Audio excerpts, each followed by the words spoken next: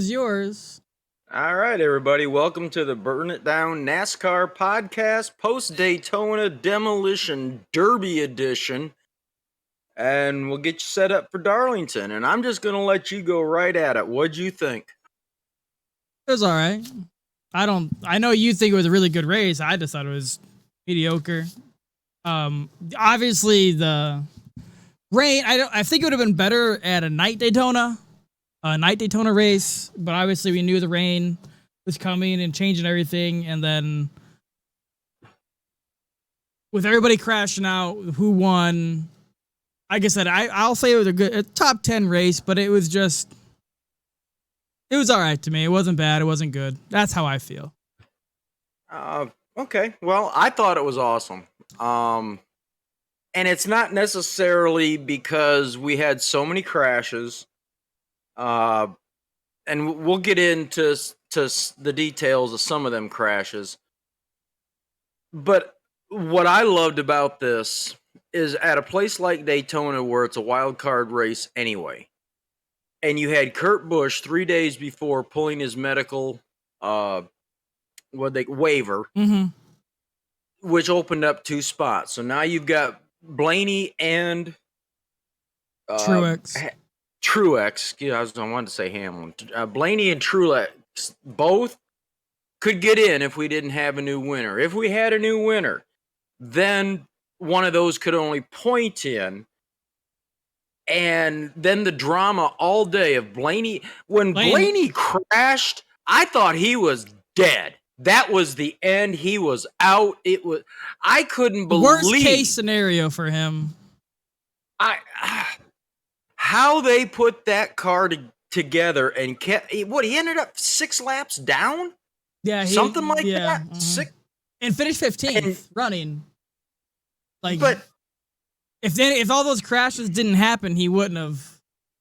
Oh, absolutely not. So now Truex has got a free ride. All he's got to do is stay out of trouble. Yeah, well. Boom, he gets caught up. And it was none of it was their fault. None of it. No, none of it. But I mean, you had cars. Stenhouse almost when we predicted the car would go over. Yeah, he almost did. Yeah, almost. There was one other that I can't remember who that was. It was Stenhouse, definitely, because his numbers on the roof were as big as you know, your face. Yep. But I appreciated the drama going into the race and all the scenarios that could have played out, which they did, and then the drama throughout the race. And I'm really irritated with people that NASCAR could have done something about that last pileup. Hell no. That's what pissed me off about that race. And Justin Haley, his interview and his in-car audio, I know he was trying the race and his only way to get into and he was so pissed off and he said so many F-bombs. What the hell is NASCAR doing? They're effing idiots. What the is going on? Blah, blah, blah. And then he's like, it was raining the lap before. Why they didn't do nothing? And he's a fucking idiot because he had an in-car camera on his car and they showed it. There was no rain. There was not a single drop. None. They went back the complete full lap. Beginning before they entered turn 1, the lap before, all the way through. There was no rain. None. I don't want to say it came out of nowhere because everybody knew that it was going to rain. Yes, but it was so sudden. NASCAR couldn't because it's such a big track. It was sudden, and the result was what happened. It was not like it was raining turn 3 while they were exiting, turn, 2, and they had a half a lap to see the rain and call caution. It wasn't like that. They were literally entering with a turn 3 or 4 or whatever. Turn one or two, and the rains happened exact same time. Sorry, it happened. Well, you could see it. They used Justin Haley's in-car. Yeah. Because he was the one that was screaming so hard, which I want to back up just a minute. Somebody should have told Justin Haley that his crew chief did an interview and said, yeah, we want this to end under rain because we don't have enough gas to get to the end. And I'm sure they told Justin Haley that.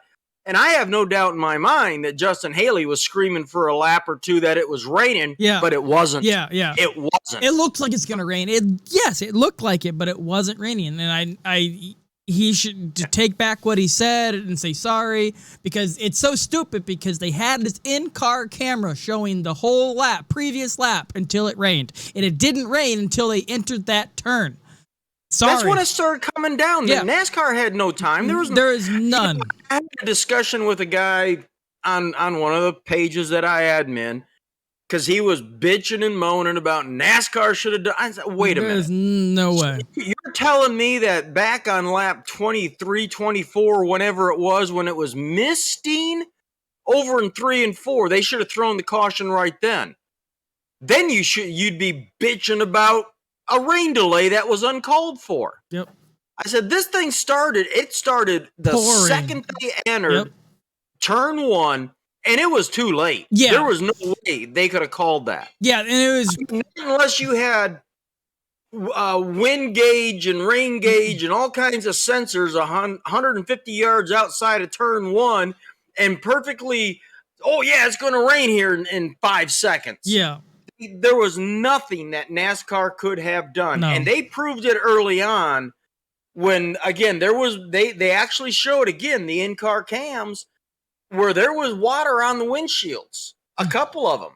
And it was early, but they let them go. And I don't know. I don't fault. And No. you know me, I love to bash NASCAR every chance I get. But there was nothing they could have done about this. The funniest thing I thought was Harvick left the track. Did he? Before they went. Oh yeah, he did an interview, and whoever was interviewing him, when you get back, he says, "Lady, I'm gonna be home before they get this going again." She's like, "What?" He said, "My car's destroyed." Yeah. He says, "There's no way that I'm going back racing." But they were giving him a hard time on social media for leaving the track right after that wreck instead of waiting the 3-4 hours to try and get it. There was no way that car was going any farther. If you look at the pictures of Kevin's car, it was that front end was gone. It was pushed. That thing was pushed so far up, right into there was no way they would have gotten it running. But anyway, I didn't like the net. We had basically 3 big ones. And I texted you during the race. I said, it's amazing. Every wreck we've had today seemed to come from the second place car. Yeah, because they were getting the pushing. Yeah, it was the second place car that was going around and causing, and it was 4 or 5 times. Thankfully, a couple of times we didn't have the big one. Yeah, 3 times we did. But I honestly loved it because of the drama. Again, I want to emphasize, I don't necessarily like all the wrecking. I would rather have seen more than 10 cars on the lead lap going, to the flag, or 15 or whatever it was total still running at the end of the race. Yes. But I loved the drama going in. I loved the drama throughout the race where, Blaney's up, Truex is up. Now we go into this big, long 3+ hour rain delay. Austin Dillon's leading. There was the talk that Harvick was possibly leading at the time. But when I saw that interview with Harvick, and he's like, "Lady, I'm gonna be home before this gets going again." I'm done. But I love the storylines and the back and forth. And then when that wreck happened, I still thought after they got going that Martin Truex might actually have a shot, but he was so damaged that he couldn't keep up. And then with all the cars that fell out, that Blaney, it took 6-7 laps for him to get up there. Honestly, I loved it. And another thing I want to say, NASCAR needs to take a good, hard look at this. I know the rules are, and they played by them. Win and you're in, and then the highest points if there's not 16 winners. But I think they should modify that to if you're in the top 10 in points, you're automatically in. If there's not 16 winners, because and I'd be saying the same for Blaney if it was Truex in, and I'm no Truex fan, but I think he should be involved. He's what, third, fourth in points? Well, I was trying to find that while you were talking, but they updated their website to where points are all over 2,000 for. All right, results. Let me see results. It updated the playoff standing. You can't even look at. He was definitely top 10, top 5. Oh, he was top 5, and I don't think that's right. As much as I think of something else, I'm sure you're going to talk about because you posted it, isn't right. No, not at all. All right. Anyway, let's move on. Austin Dillon is your winner.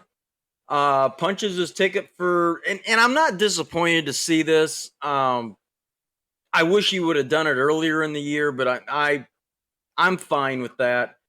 Tyler Riddick second, Cindric third, Castle was fourth. Noah Gragson gets a 5th place finish. Cody Ware is 6th. BJ McLeod 7th. Truex Jr. was 8th. Reagan was 9th. And Kyle Busch ended up 10th. And before you go any further, I don't know if you heard about the guy who put $13.49 bet on the race. He made no. Okay, I'm gonna just. It's a cool little thing because this guy listens to Stacking Pennies podcast. It's another NASCAR podcast. And he was listening to him, and he made a bet based on what they were suggesting. And the bet he made was the parlay, which was Cody Ware to finish in the top 10, BJ McLeod to finish in the top 10, Landon Castle to finish in the top 10, and David Reagan in the top 10. So if all of them finished in the top 10, betting $13.49, you know how much he won? How much? $999,000. Nice.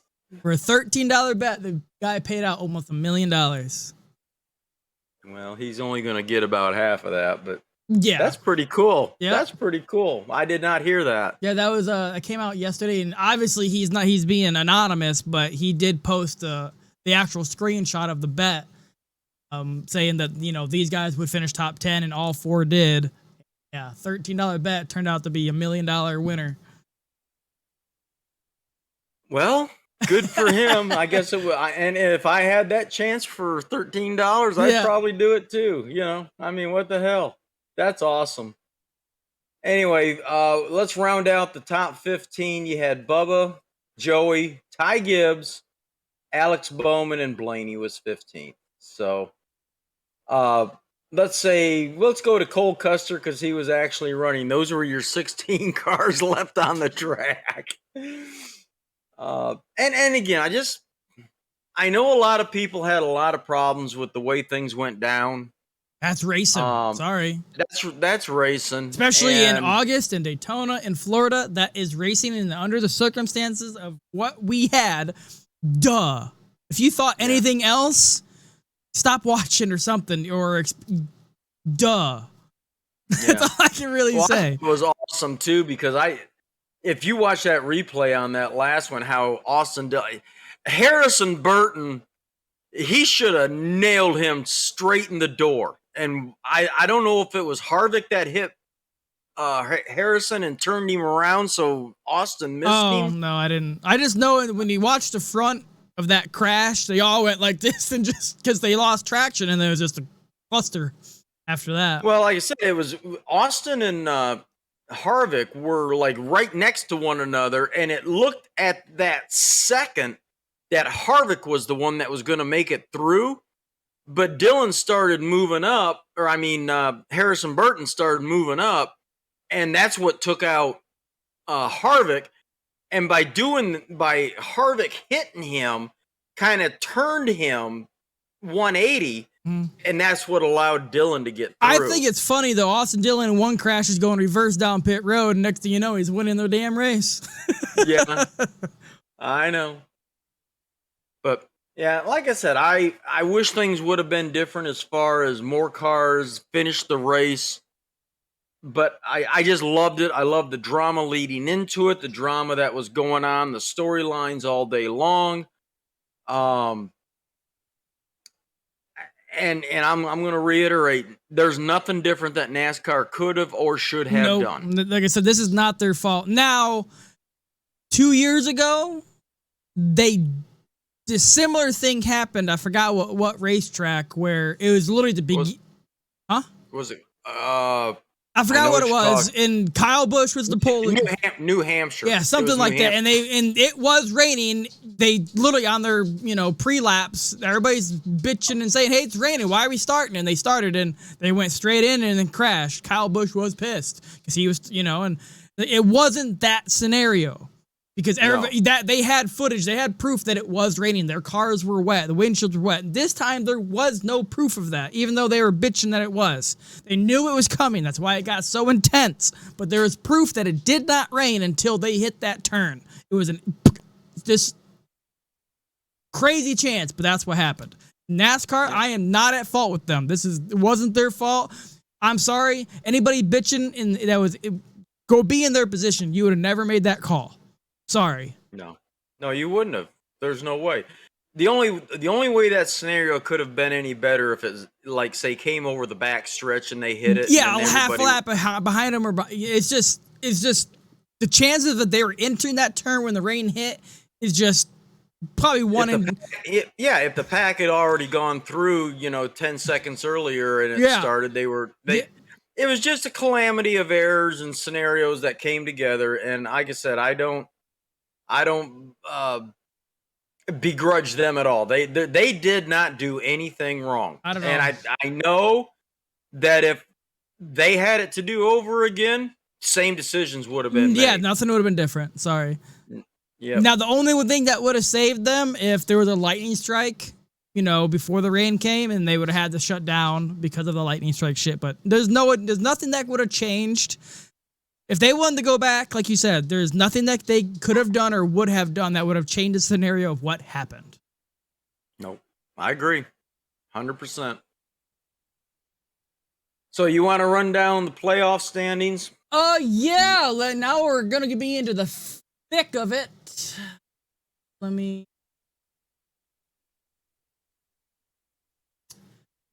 Chase Elliott is your regular season champion. We knew that after Watkins Glen. He is number one by a lot of points. He's ahead by 35 over the 16th position, but then it's Joey Logano, 15 behind him. Ross Chastain's 20 behind Larson, 21 behind William Byron, 26 points behind Denny Hamlin, and Ryan Blaney, both 27 points behind, which he got lucky because he was like 16th in points, and now he's going to be, right there. So we got Tyler Reddick. Well, he's got a lot of playoff points. Yeah, and everybody knew when he got into playoffs he would be up there. Now he's got to. And when he had 5 stage wins, which is as much as anybody. Yeah, that's as much as Elliott, Logano, and Ross Chastain. Yeah, and he just never could finish out. He could do stages, but he could never finish the race as the win.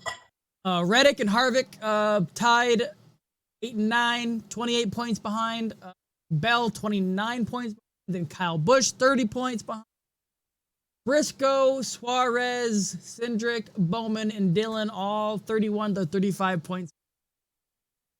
You don't really know. That's pretty much a race behind, and pretty much 5th, I would say 4th or 5th through 16th is pretty much going to be the tail because they're so close in points. Mm-hmm. Any one of them could go home on a bad day. So it's going to be very interesting. I would say even the first race because it's going to tell a lot.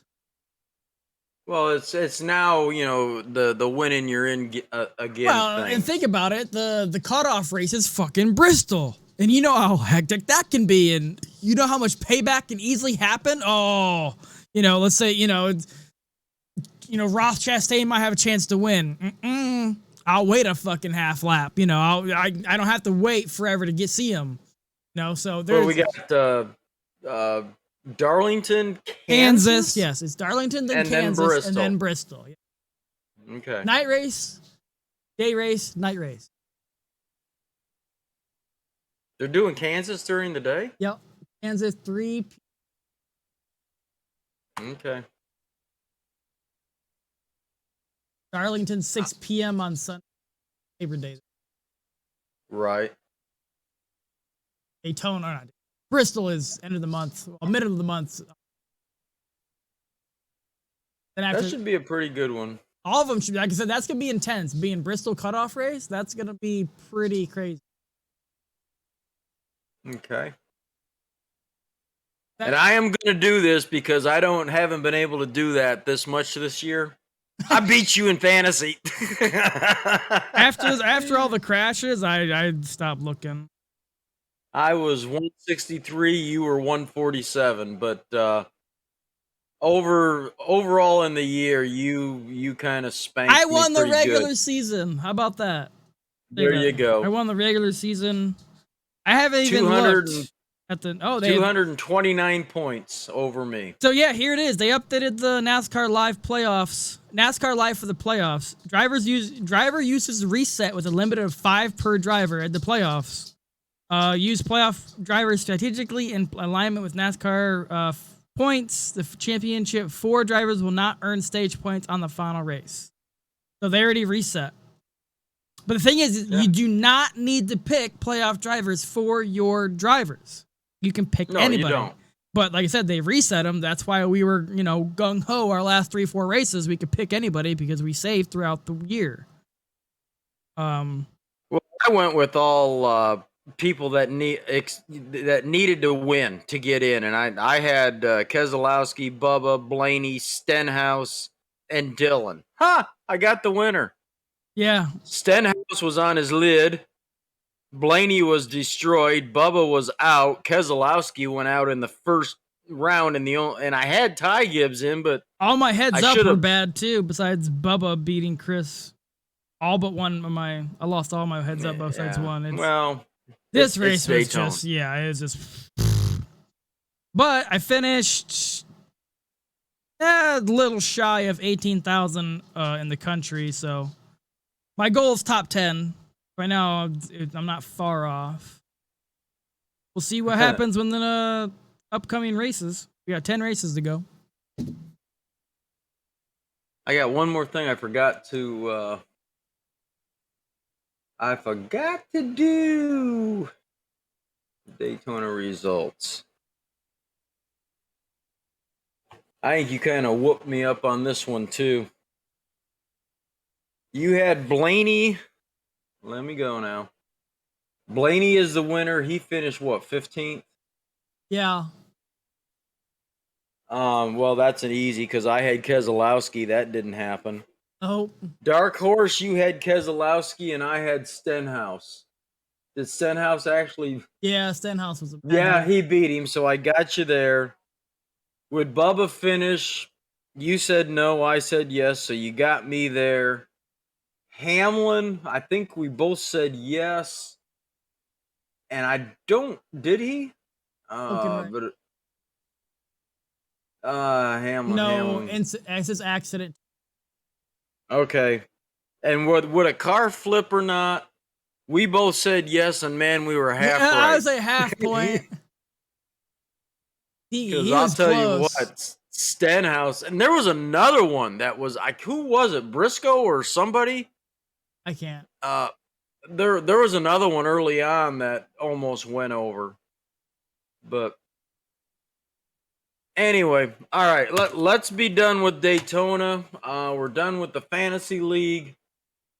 We've already talked enough about what we thought about it, so let's do some news and views. I will let you start because you got one I know that's really sticking in your craw. I'll just read the statement that came out. What's the top headline on NASCAR? Wallace will make an owner's run title driving the number 45 for the rest of the year, 2311 Racing. Who's going to be in the 23? Ty. Ty? Probably Ty. He's already lost his Rookie of the Year status Yeah. for next year. So I just, what's the point? I don't agree with that. Sorry. Yeah, social media blew up today about that. Of course, you've got your lovers and your haters, and I know what they're trying to do for the company, and I get that, but no, it's wrong. You stick with your car, your team. You don't try to piggyback off Kurt's success. Yeah. Sorry, that's wrong. It's wrong. It's not correct. I don't think they should be allowed to do that. But obviously there must. The thing is, though, has in history anybody else done that? Not the only scenario that I can come close to putting it is when Dale Jr. went out with his concussion. Jeff Gordon jumped in that car, and the stated reason was to keep the owner's points going. Yeah, but that was middle season, and then Junior got back in. Yeah, this is okay. What if Kurt comes back? Is he not going to go in the 45? He should, and Bubba can go back to his. So that's my thing. What if Kurt doesn't come back? I mean, comes back and a race or two. Are they expecting Kurt not to come back? And he's just gonna. To me, it's just wrong. I guess it's just you're taking. Where's your morals? It's kind of. Where's your pride? Where's your standing behind your team and regardless? Yeah, we did. And riding this ship to the end. Yeah, it's kind of like. I know you don't watch Michigan football, but whatever. When we beat Ohio State, Jim Harbaugh had a great quote. He goes, because, the coach, Urban Meyer, retired and gave it over to Ryan Day or whatever, and he goes, it's kind of like being on third base and not hitting a triple. You acquired a team, and you think you deserve to be there, but you didn't hit the ball. You're pinch running for that team. This is the same thing.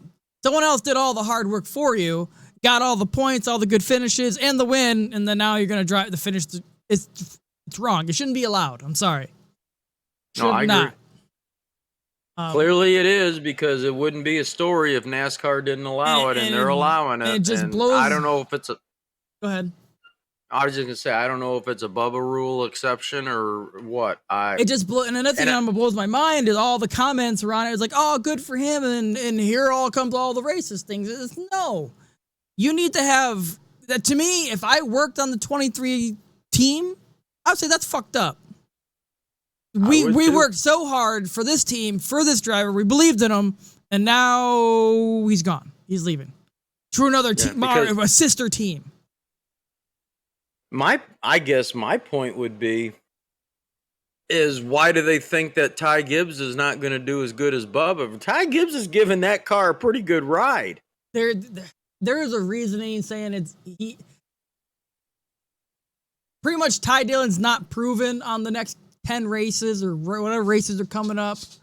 And Bubba not proven, is. Period. They said Bubba is more experienced and proven on those tracks. If Ty Gibbs hasn't earned a shot to get 2311, their owner's championship, in that 45, then I don't know what else he's got to do. I mean, he came through all the carnage this week for a top 15 finish. Yeah. Here's the official statement from 2311. Steve Luelletta on Walls to the 45. While Ty has done a great job for us in the number 45 car, we feel that Bubba's experience in the car at the upcoming playoff tracks and his recent momentum will give the 2311 the best chance at maximizing our points each weekend. That was their statement. And just because of that statement, I hope Ty jumps into 23 and wins a couple of races. Oh, man. Would that be awesome? I would love it.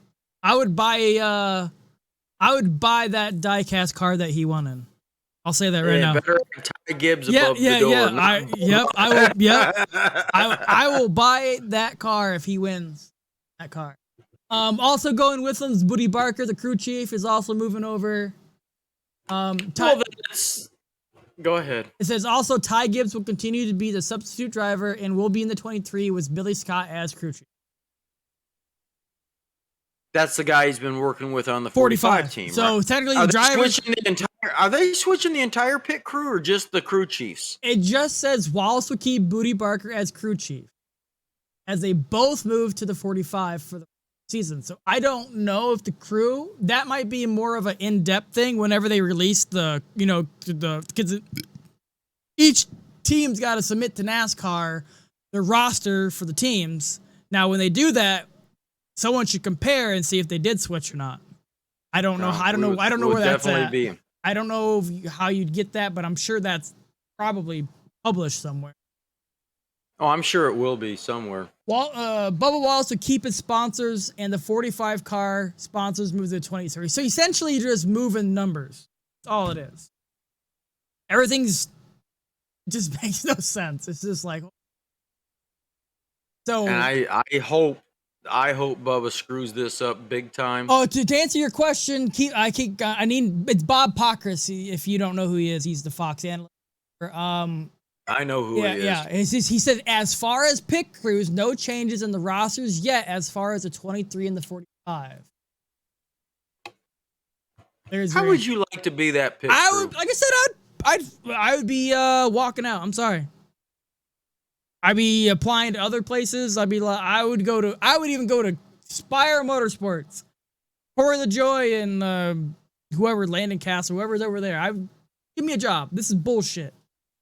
I would be so pissed. Work my ass off for you, and you're leaving. I wouldn't. I don't know. I don't. I'm like you. I don't agree with it. I'm not going to get too exercised about it.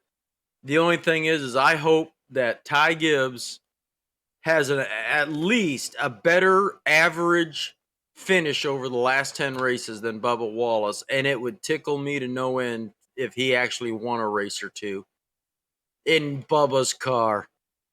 That would be so cool. Yeah, another thing here, I know it's not related to that, but there's another thing that's actually pretty cool or good. It says NASCAR is increasing the damaged vehicle policy clock. That's where I was going next. Oh, I'm sorry. You want to go with it? Go ahead. Well, they're increasing it for the chase from 6 minutes on the damage clock to now you got 10. Which, I mean, it's pretty straightforward. I've never agreed with that damage. No. I don't like it. And I'd never liked before where someone could, crash on the first lap or two, get 40 or 50 laps down, and then come back out. I didn't like that either. I think that, and I know this is I don't want to say controversial. To me, it makes a lot of common sense. If you're damaged, you get all the time you want. Put that son of a bitch back together. I don't care how you do it. But however many laps that you lose, when you get to that point in the race, say it took you 30 laps, just to pick a number, to get your damage fixed, get back up, on track and up to track speed, and you're deemed you can race. So it takes you 30 laps to do that. Race your ass off. Yep. Go ahead. You never know. Something like what happened at Daytona could happen. But once you hit the point where there's 30 laps left in the race, your ass is off the track. Yeah. You're done. Because you cannot, at that point, make any more points. Improve your position. You can't do it. Yeah, you're just getting people's way that way. That's right. So I think the damage clock needs to go away. Let them do what they got to do. Let them fix it. And again, I don't care how long it takes. But once you reach that point where however many laps you are down, and say somebody that was involved in one of those earlier crashes that had to leave because they couldn't fix any, that It was in the first 20 laps. So they 6 minutes. There's a lot of them that couldn't get it done in 6 minutes, so they had to leave. Well, what if you'd have given them another hour and they'd have, or 20 minutes, let's be realistic, and let them get, so now they're 5 or 6 or 10, 15 laps down, whatever, through all those accidents and all the cars that they could have passed, as long as they're up to speed, let them go until there's 15 to go. And then now you got to get off the track. Is, I think, the way to handle this, because I think it's very unfair. Like I said, I stand in complete amazement that Ryan Blaney got his car. His crew is like the best in the world to me right now. I think he got very fortunate. It didn't bend the tie rod, because those are very easy to bend this year because of it's just a new car and they haven't beefed them up yet. And I know they're beefed up better now. He's just lucky he didn't bend a tie rod, either front or rear. The steering stayed straight. If it wasn't for that, he wouldn't have been off. But yes, his team should get a gold star or a raise for doing what they did to keep that car 6 laps down. Yeah. Like I said, I've never liked the clock on the cars. And I actually think he was only before, in the old days when there was no clock, and as long as you got the car fixed and got back on the track, it didn't matter how many laps that you could race till the end. That I never liked that either. Whenever you hit that point where the number of laps that you're down to the end of the race equals the end of the race, you must exit the track. You're done. Because now, like you said, all you're doing is getting in the way. But, again, what if somebody early on had taken 6 or 7 laps to get it fixed, and then you went through these next 2 crashes and you missed everything? You're moving up like Blaney was able to do. Thankfully, he was only 6 or 7 laps down. So, they restarted on lap 19 to go, and by the time we got to 10 to go, he had moved up 14, 15 positions, whatever it was. I give him credit for at least giving him another 4 minutes. My point is, what's that going to do for you at a place like Talladega versus a place like Phoenix? You know what I'm saying? I just let them do what they got to do. Get back on the track. If you can keep speed, go for it. I understand what they're trying to do, but why is it a rule change mid-season again? Right. There's that. It's another rule change mid-season.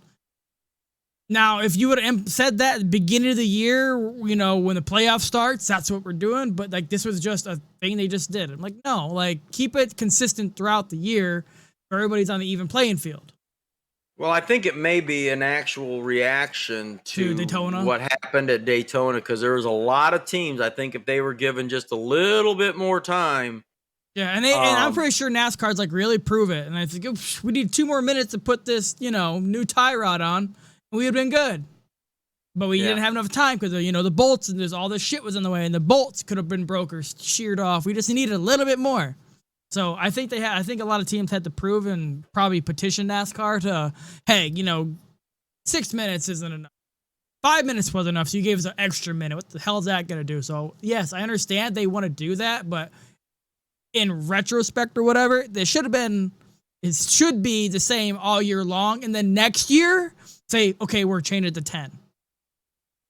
Something like that. No, don't just say, for the playoffs, they're special. We'll give you 10 minutes now. Now, is that for all drivers or just the playoff drivers? I don't know. It just says they're changing it from 6 to 10. I'm assuming all drivers. I'm sure it's for everybody. Of course, the TV ratings were down, but that's because it was a 3.5 hour rain delay. On CNBC, that's another thing. Swapping all these damn channels. I agree.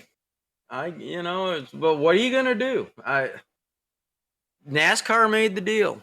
I can remember back when they started their website now, and they actually do have a live feed that you can watch that whole race. It's a drone shot, and there's nothing audio about it, but you can actually watch the race, and I actually think it's kind of cool because you get the aerial view of it. Of course, you've got the 4 or 5 that they pick in-car shots that you can follow. But they said back then that they were going to have their, instead of having broadcast partners, because this was not in the advent of satellite TV and the internet, but it was shortly thereafter that with all this new technology, they were going to have their own TV channel. So they didn't have to partner with broadcasters. I'd love to see them do something like that, but also partner, because I saw a lot of people, and I get it. They're not spending the money to have satellite TV. A lot of them aren't spending the money to have the internet other than on their phone, which generally you don't have to pay for. Mm. And they've just got broadcast channels. And so now you've lost, I don't know what the percentage is, but you've lost a huge chunk of people just by going to USA. Of course, they were supposedly going to do this on NBC Saturday night. Well, that didn't work out. Front part of the year, you got half of the year on Fox. So, that's not a bad deal. But, I mean, they had the first race of the second half of the year on NBC, and everything else has been on USA up until Daytona. And then that went back to NBC. But like you said, they finished it off on CNBC. And you know what? I didn't even know that. Yeah, I had to look.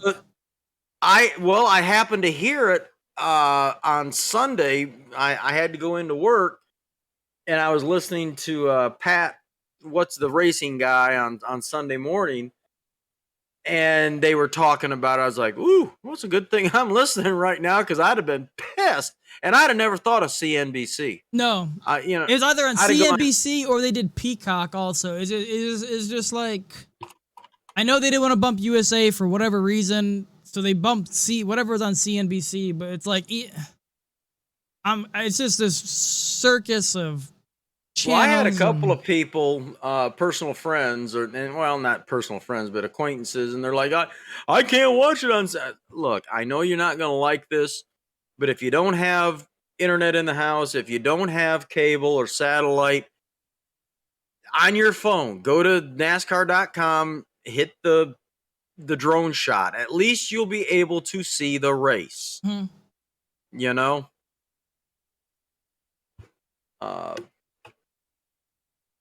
I agree. The NASCAR's got they.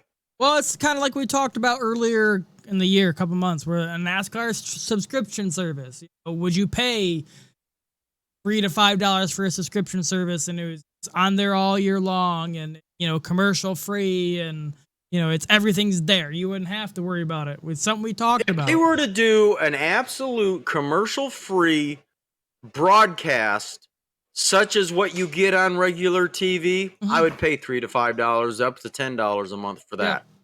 I would absolutely do it. But just to have, and again, it's free. You've got the in-car cameras off of NASCAR.com. You've got the drone shot. I'm sure, and I've not tried this, but I would imagine that if you search YouTube hard enough, you'd probably find some feeds on there.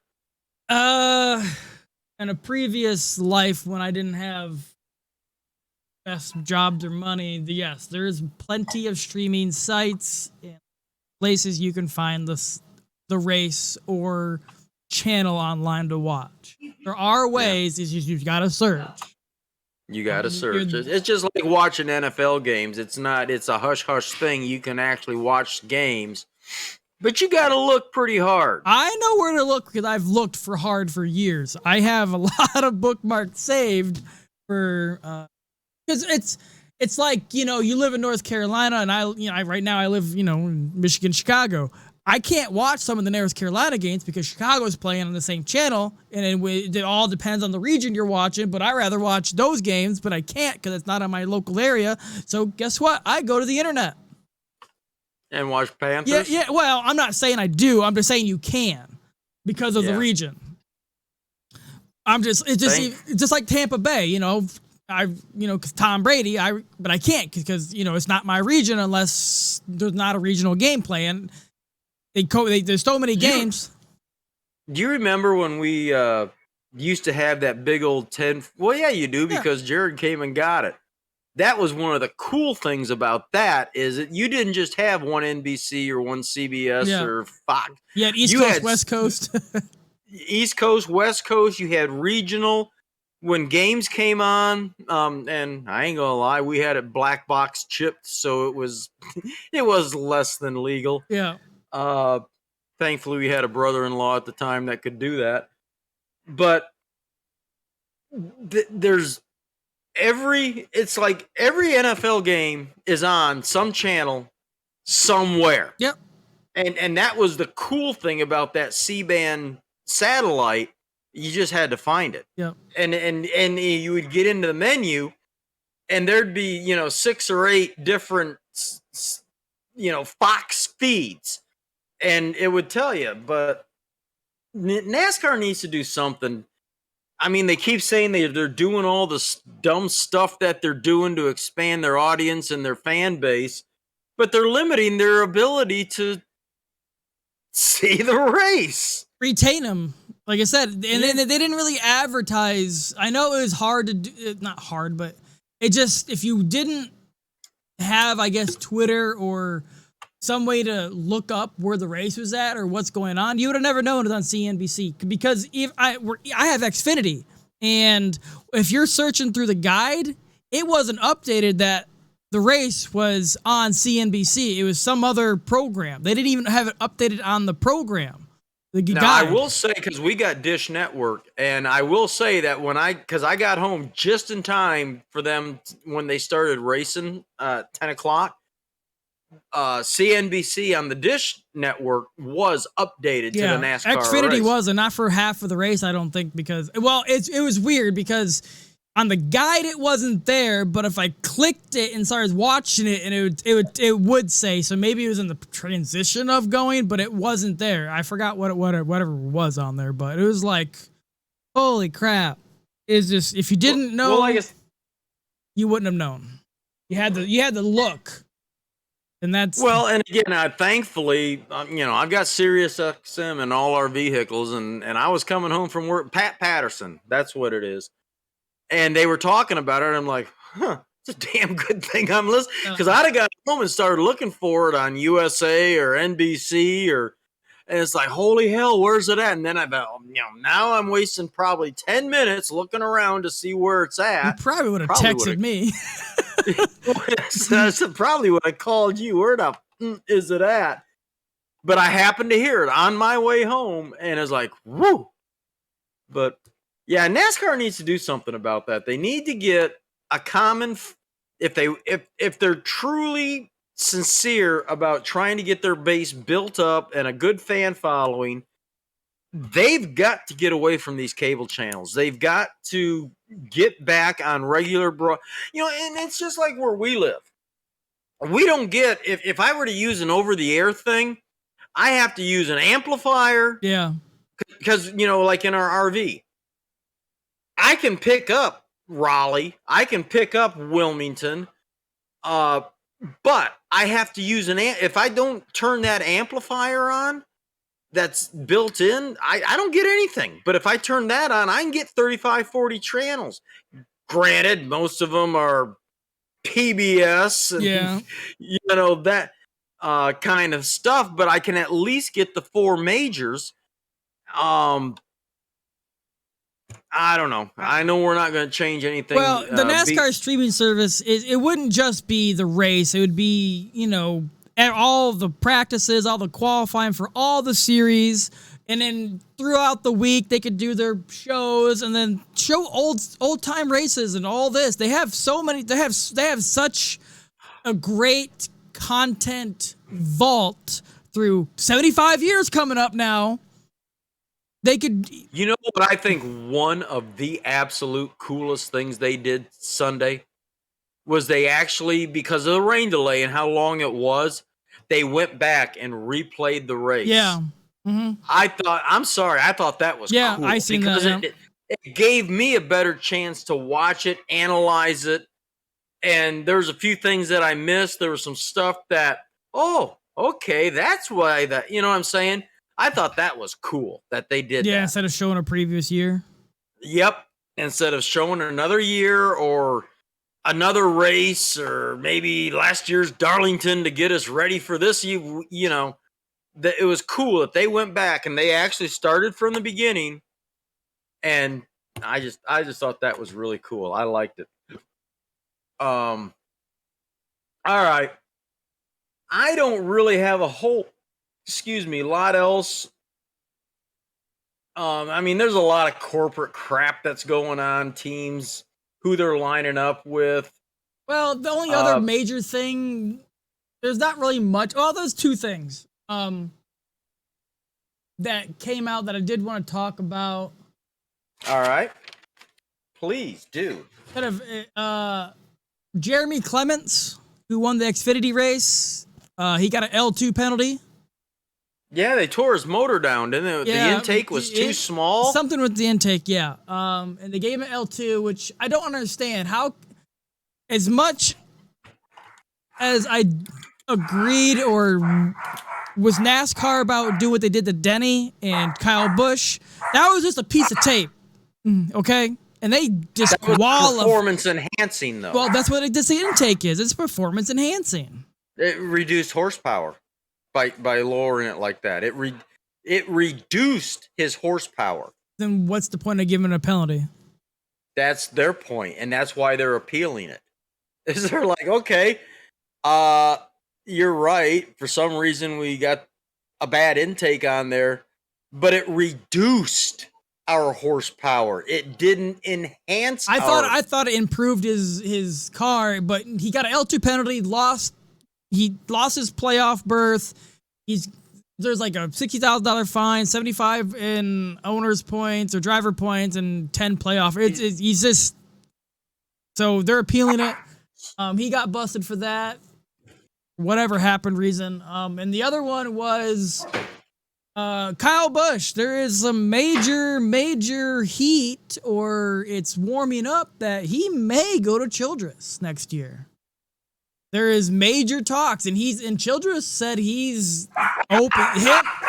It came out that Matt Collig at Collig Racing, who runs a 16 and 31, Justin Haley, and whoever races a 16 on the week in, week out, both have talked to Kyle Busch about joining, but it seems like Richard Childress is the more likely if he were to go, which we talked about last week is holy crap. To me, there's only, and I want to word this correctly, and again, this is just my opinion. The two most common sense scenarios for me, for Kyle Busch, because, I mean, let's face it. I mean, we're not 100% sure, but we all know Kyle Busch is done with JGR. There's no way they're waiting this long in the season. Yeah, if it was going to happen, it'd happen by now. Plus, now you've got Ty Gibbs that's out there getting warmed up to take over the 18. You've still got Trevor Bayne in the wings. If nothing else, they'll give him the Xfinity ride. The only two scenarios that made any sense to me was Stewart-Haas Racing, which that's, I think, done now too, because everybody's signed up for next year. And Al Mirola, he signed a 2-year deal. I don't know about Cole. Has Cole been re-signed? I do not know on that.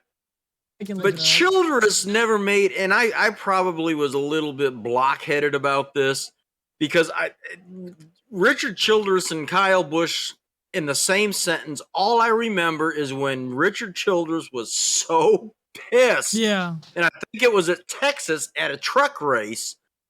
And of course, he was probably roughing up one of his grandkids, whether it was Austin or Ty, I don't know. And he literally took his watch off, and I'm going to beat you like a man, and got him in a chokehold or a headlock. And I thought, well, just because of that, it's not going to happen. And so I had to kind of unwrap my mind. And then I started looking at it from a different point of view. Dale Earnhardt Jr. Dale Earnhardt Sr., raced. What's really the difference between those two with the intensity? One talked more than the other, if anything.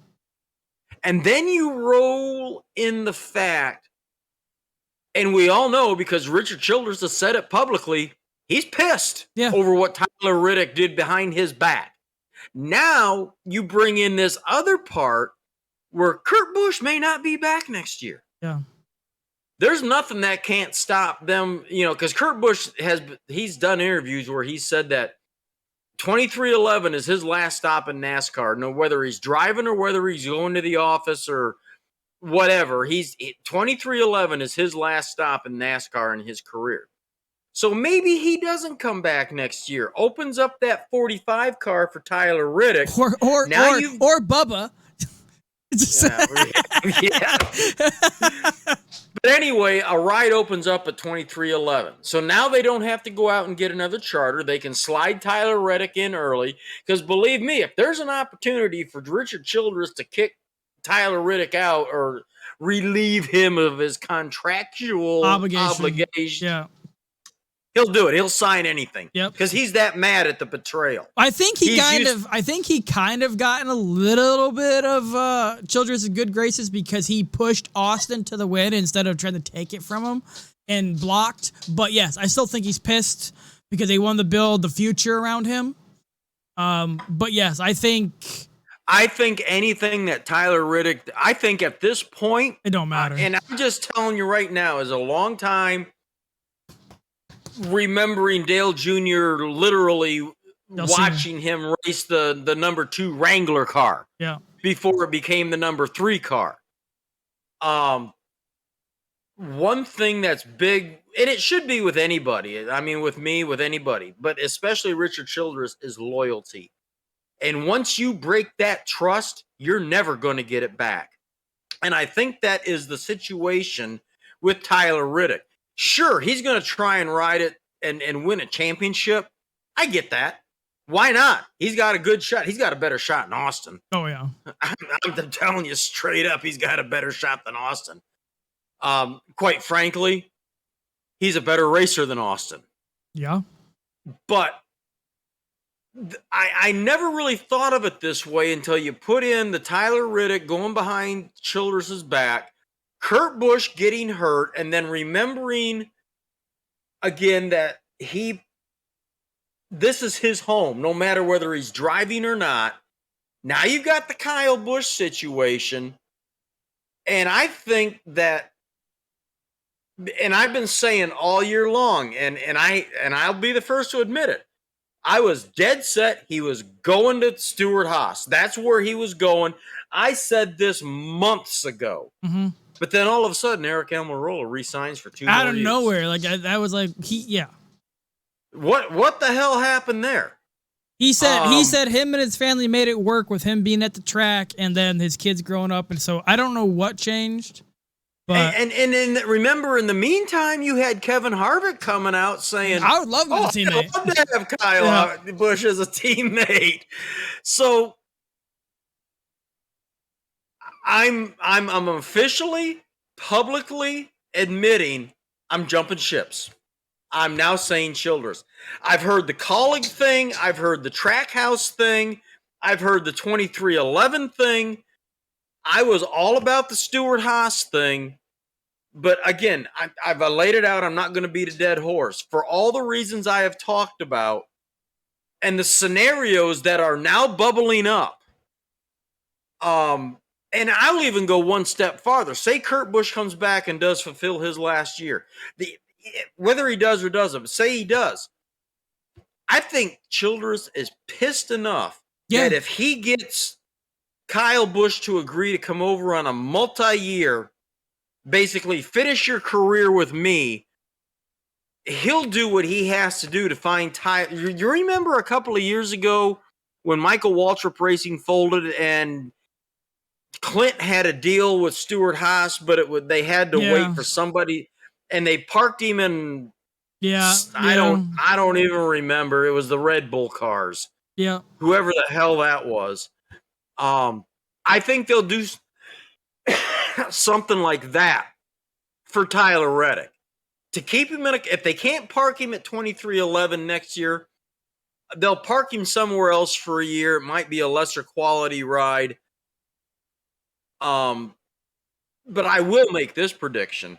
I don't know exactly how the rest of this is going to work out, but I promise you, Tyler Reddick will not be at Richard Childress Racing at Daytona in February 2023. Mark it down. He will not be racing for Childress. Period. I'm not saying that Kyle Busch will fill that spot. There could be. What's his face? You kept talking about. It's yeah. Austin Hill. Yeah, Austin Hill. It could be him. Yeah, he drove to 33 at Michigan. The only other thing that scenario that I see is likely because Toyota's TRD competition president came out and publicly says we don't want Kyle to leave. We don't want to race against a pissed off Kyle Busch. Verbatim words. He said that. So if they really wanted to keep him, they'd be like, all right, you're out of Joe Gibbs. Swap you over to 2311, give them a third charter. That's the only way I still think he stays with Toyota. I don't think he's staying with Joe Gibbs. Only way he stays with Toyota is if they go to 2311 and somehow Toyota helps Denny or Michael get another charter. But that's the only. Correct me if I'm wrong, but Joe Gibbs and 2311 are the only Toyota teams right now, aren't they? Yep. Yep. There's a total of 6 Toyotas on the track. Bell, Truex, Hamlin, Busch, and Bubba. Yeah. Sometimes there's a random car at the super speedways that are Toyotas, but those are the 6 full-time ones are those, yeah. It's no longer like Michael Waltrip Racing. And a couple years ago, Christopher Bell, before he jumped into 20, he was in the 95 Toyota, which was like a satellite team. But when they got rid of Suarez, whoever it was in the 20, they put Christopher Bell. No, it was Eric Jones out of the 20, put Bell in. But after that, yeah, those 6 drivers. But you don't think that Chevy would let's face it, Chevy's got fuck you money too. To get Kyle Busch back in their camp. I'm saying no, but also I think Toyota and Kyle Busch have really good history and ties because he's won with them, championships with them. He has a truck with them. I don't think they want, like I said, they don't want to race against a pissed off Kyle Busch. I think he might be making the deal so hard that they don't have a choice. Yeah, I don't know. And the thing is though, who's going to sponsor him? Toyota, they can sponsor him. Like Chevy and Ford sponsored multiple cars this year just itself. And, and the thing is, though, people's like, well, who's going to sponsor Kyle Busch? They can't get one. What do you think 3Chi is? That is a Richard Childress owned company. Same thing with Hendrick Cars. It's a Hendrick owned company. So Kyle Busch can jump in the 8 and still run 3Chi. It's literally a Childress owned company. Hello? I agree. Like I said, there was a lot of things that changed this week, and we shall see. And I still also say that at this point, no announcement is going to be made until the day after Kyle Busch, because I'm not picking him to go out right now, but I don't believe he's going to be in the Final Four for the championship. And whenever that day happens, that he's no longer in the chase, NASCAR world is going to blow up because it's going to be I wouldn't say a domino, but it's going to be like chess. Kyle's going to go here and who's going to go, it's going to be nothing but chess trying to, go around what he starts. Yep. That situation starts. But like I said, it's going to be the major bombshell because Tyler Reddick started the fuse. Essentially, he started that fuse, and Childress is going to blow that fuse, blow the bomb, because Tyler Reddick's going to lose his ride. He might get put in some random ride just to ride, or Michael Jordan might buy another charter just to put him in it. But that means they have 3 drivers now, or 3 spots to fill. So, it's going to get super interesting. All the what-ins, ands, or buts that we're talking about, the one thing I'm almost 100% sure is Tyler Reddick, No. regardless, I don't care. I don't care if he wins a championship. If he wins a championship this year, he will not be in that 8 car next year running for. He's done. Yeah.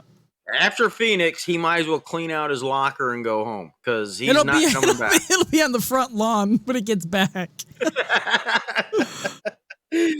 So, all right. Another thing. I just can't believe Tony Stewart in his competitive drive is dealing with Cole Custer literally not performing. They know they have the equipment to win and perform. And why are you sticking with Cole Custer? I know his daddy is part of the, elites of Stewart-Haas Racing, but I'm sorry, if you're literally in, where is he at in points? Cole Custer, 25th in points. Harvick's in the chase. Briscoe's in the chase. Almirola just missed. Yeah. But still,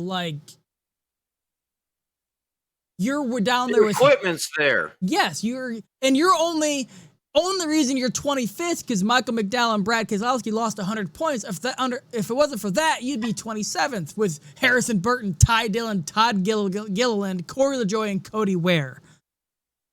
Those guys are not top tier teams in equipment, but yet Cole Custer is still. I don't know. Like I said, I don't know what. I'm not totally getting off the Stewart-Haas bandwagon, but I'm like you. I've heard a lot of noise more towards Childress lately. And then, once I got my mindset kind of readjusted, I was like, all right, this is kind of making a little more sense. I don't know. We'll see. Like I said, the first, and I truly believe that Kyle Busch will not be the champion this year. And I truly believe that the Monday after the cutoff where he gets kicked out of the chase is when shit's going to get wild. I'm pretty sure like you said, it might be a done deal already, maybe not, but like I said, they're just waiting to announce it. Yeah. Wherever he's going. Yeah. And because if you didn't notice, I don't know if you were watching nearly as much during the rain delay. They were interviewing drivers, blah, blah, blah. And especially after that wreck with the rain, Kyle Busch was the most lax person I've ever seen him in a long time talking. Oh, my God. I did notice that. That was amazing how calm. He actually was adult. Yeah. So I don't know if it was him just being used to what NASCAR is or he has the stress off his shoulders, but you watch him in interviews and he was very pleasant to fucking watch and listen and talk to during that interview after the rain crash that caused the big one. So, and of all people, you'd think he'd be the one that would be super mad because they wrecked because of a bad NASCAR call. But he wasn't. He was actually... He was... Yeah. No, believe me, I did notice that. I absolutely noticed that. I was like, wow. Yeah. So I was impressed. Yeah, same here. I was like, wow, look at you. He's laughing, joking around. You sound like your brother. Yeah. You sound like your brother. You're laughing, you're joking around. Wow. And I was like, man, and in the back of my head, I'm like, man, he has stress off of him, which means he probably, in the back of his mind, he knows where he's going, where he's signing and hasn't signed yet, or he did, and nothing's been announced yet, which I think is the deal. It's a done deal wherever he's going. He's not announcing it because he knows the implications, what's going to happen. He doesn't want that sidetrack of, he doesn't want any of that to happen while he's got to concentrate for the championship. I agree. I absolutely agree. I took note too as well. That was probably one of the most mature adult interviews that I've ever seen him give. It like you said, it was calm, it was cool, there was no edginess to it. Yeah, I was like, wow. Mm-hmm. But yeah, you are 100% correct, sir. All right, I know we need to wrap this up. We're running long. Yeah, we so let's get to it. Darlington. No. Let's do we're going to do playoffs first or Darlington? We haven't even, All right, we haven't done our playoff predictions. All right, go ahead. And what we're doing, people, is we're going to do it every 3 races. Every time they do a cut. So what we're predicting is who's the first 4 out. And we're not going to say what we think the next one is until after we know the set drivers. Right. I already have one made. I'm not going to show you. I have one made. So at the end, I'll be like, oh, I was close. I was way off. So I'm going to do both. When we get down to after the second cut and the final 8, we might go ahead and do who we think's going to the championship, the final 4, and then pick who we think's going to win, and then we'll obviously are going to have to adjust that when we get to the final 4. But for the first 2 parts of the elimination rounds, we're just going to do 4 of who we think's going to be eliminated this time, and then the next time, and then we'll get down the road. But I'll let you go first. No, let's do this. I'll say my first one. You say your first one. We'll go back and forth. Oh, there you go. There you go. All right. I'm gonna go with a stunner. I think who's not making it to the round of 12, Alex Bowman. Boom! We agree. I don't think he's gonna do it. He was good in the beginning of the year because he understood the car, but everybody else has caught up to him. I don't think he'll proceed past. I think he'll be one of the first knocked out. Obviously. So you thought the same. Too. Okay. Look, I got it wrote down. All right, so I get to go next. Yeah, who's your second pick? This might be a little bit of a stunner. Suarez. I thought about it, but that's not my pick. All right. Obviously, I'm going to just say the obvious one, Austin Dillon. I think. Okay. He's just that. Well, then I'm just going to go ahead and tell you get next pick because I also had Dillon. I'm going to say, I have it wrote down, Briscoe. I don't think Briscoe's going to make it either. We're 3 out of 4. Okay, so you have Suarez, you have Bowman, you have Dillon, and Briscoe. Your 4. That's my 4. Okay, my 4, Bowman, I had Dillon, Briscoe, and then Austin Cindric. So I looked at him real hard.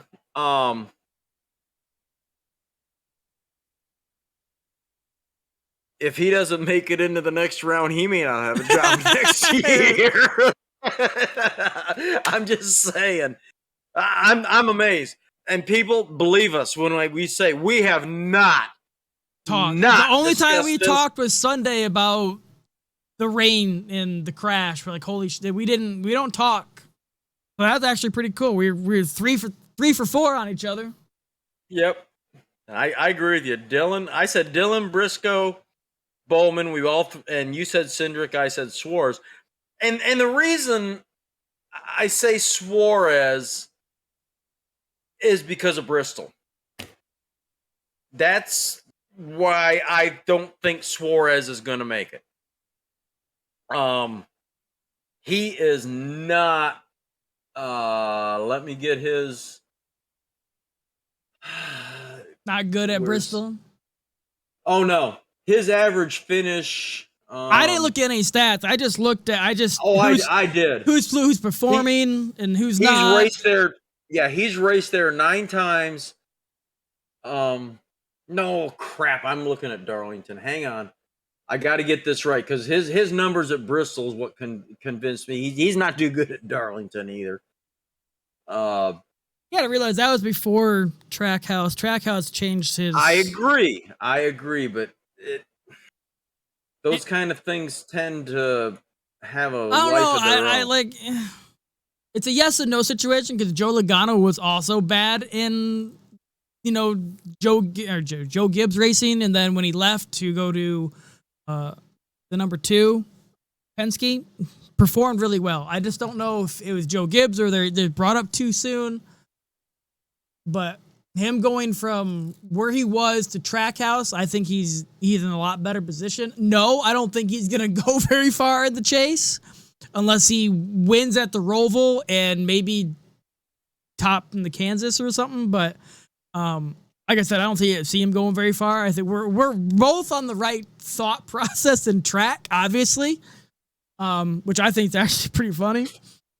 I do. Like too. I said, I have it all wrote down. I have it all filled out. I'm not going to show you, but I have it. I'm going to keep this one. Then when the next one comes out, I'll print the top 12, and I'll when we find out who is in the top 12. Well, I'll tell you what. I'll do a chart like you when we get down to the final 8. But for now, I just want to go. No, do this chart too. Go print out. Right. Go to print out their chart, and it's gonna be kind of cool to see. Oh man, I was pretty close for when I got the first top 16, but I'm gonna print out every one of them: the top 12, top 8. Where'd you find that at? Oh man, I want to say it was NASCAR's Twitter. Let me look real quick. It was NASCAR or NBC NASCAR, I believe. So they already had the names in the top 16, and I just filled in. They posted.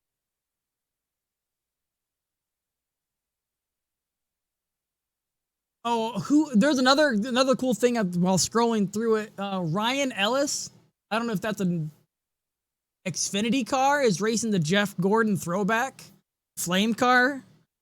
Oh, I did see that. It looks pretty cool. I know it's not, something we're talking about, but it's just in their feed. If I can find it, I'll send it to you, but. All right, I'm searching NASCAR playoff bracket. Let me see what I come up with. Bracket schedule favorites. That's on Yahoo. I think it was NBC's NASCAR bracket. Well, I'd like to find it just to tell people where to go get it, because I will fill it out. I never even thought to think that there. Huh. Oh! I got it. Oh, I just found it myself. Yeah. Someone put it on there. There, I found it. It is on the NASCAR site. It's under an article though. Okay. What article? It's from August 29th. It says NASCAR Cup Series playoff field is set. All right. Let me send it to you.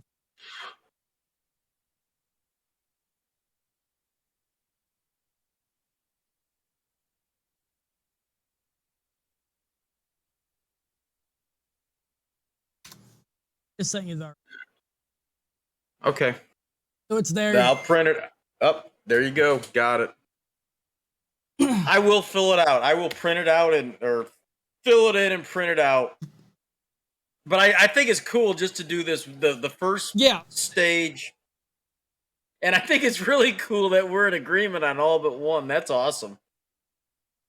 We'll see what happens. We need to go back to one of the earlier episodes who we predicted to win the championship. I think I said Larson. So we did right before the beginning of the season who we thought was going to win. I think I said Larson. I don't That's remember. not who I picked for this either. So it's different. Well, hang on. Let me. I have to go look. It's one of the earlier before Daytona. I got my library here. I don't know if you wrote it down or whatnot. I just know we did predict who we thought was going to win. Yeah, that I probably did not write that down, but yeah, we'll have to look. I don't remember what I said either. I probably did something stupid like predict Keselowski.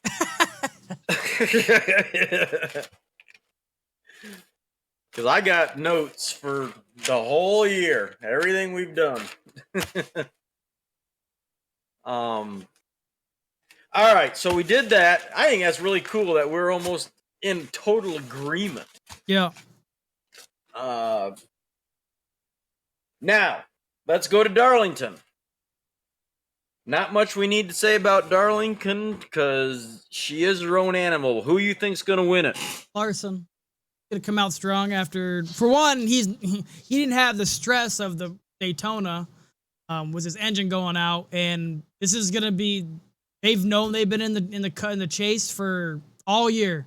They're putting out. When he won at California, didn't he? Yeah, so they've had the best. They're getting all the best equipment out now.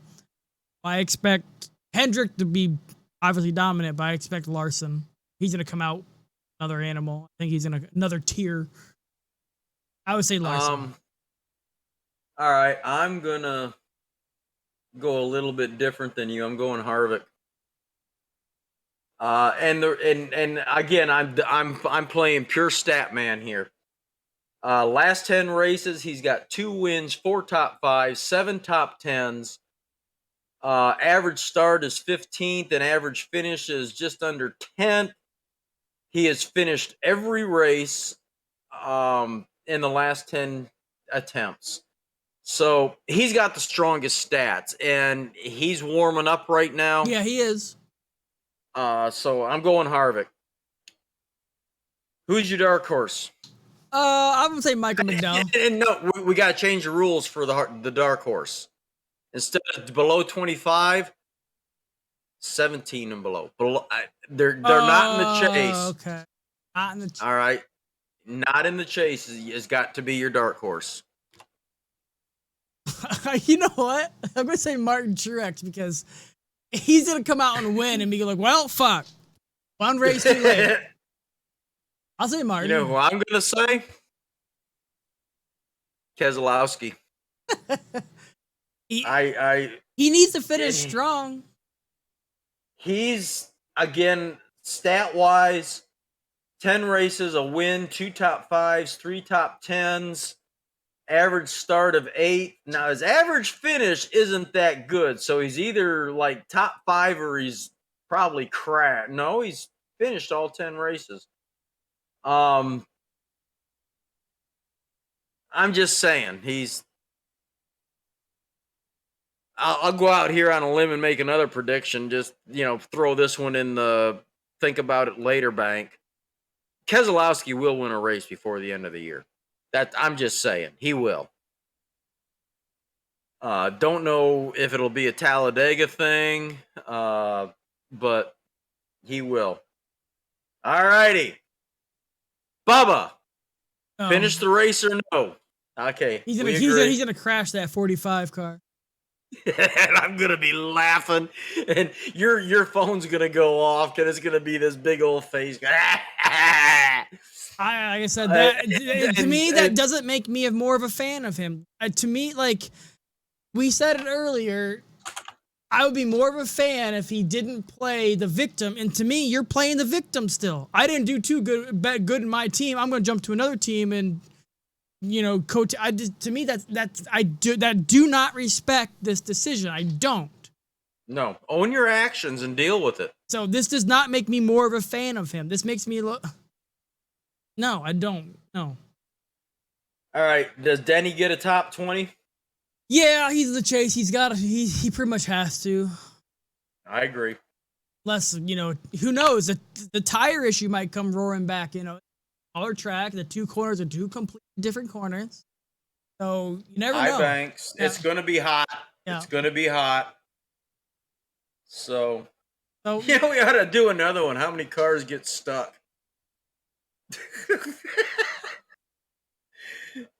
I don't know. Never mind. Now let it go. We need to go. We're way long here. We've had too much fun today. Almost an hour and a half. Give them your spiel and let's go.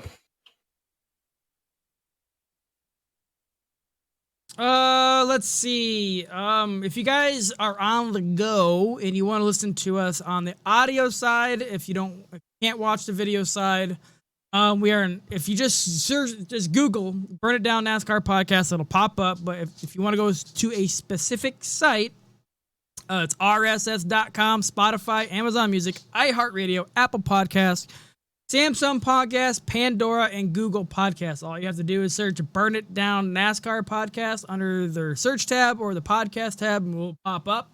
Got to have NASCAR in there because there's another older podcast that's called Burn It Down, but just search Burn It Down NASCAR podcast. It'll pop up, and usually the episodes are up Wednesday night. I watch it on Roku. Yeah, so you can. It's like I said, there's many places to watch it.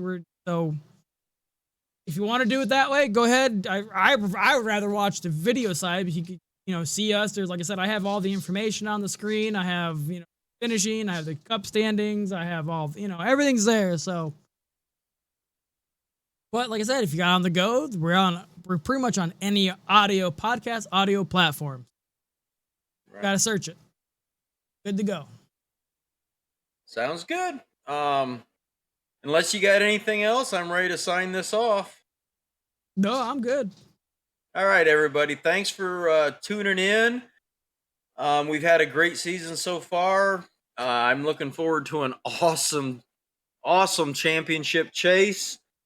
With that, I just can't say thanks enough. We're getting views, we're getting clicks, and we love you guys. And chime in, sound off, let us know. And one last thing. Join us on our fantasy league. Go to NASCAR.com, click on Fantasy Live, search for Burn It Down NASCAR podcast. Sign up. It's free. Join us for the last 10 races. Get in there and let's have a meanest man match. I'm telling you. And we'll the more people we get in, which granted, there's not many right now, but we'll highlight you guys. Yeah. So with that, thanks again, everybody.